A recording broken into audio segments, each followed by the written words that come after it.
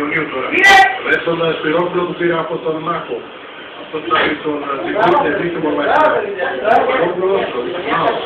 Για τον Ιουνίου, το Μανιάκ είναι που θέλει να αλλάξει παιχνίδι.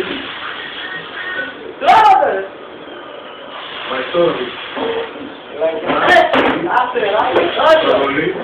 Από τον Διόγο Τυφών, τον Καζιάλα, τον Λάγιο, του Πανεπιστήμιου. Ήταν γρήγορα στην αντεπίδεση με του Μανιάκη προς τον Μαϊτόροβιτ, παίκτης του Πανιωνίου, εδώ μέσα στην σέντρα πέμπτη, από την περιοχή του Άρχης,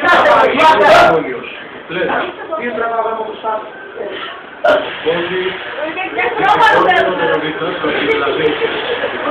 βρήκε στον Βαγγέλη, ο οποίος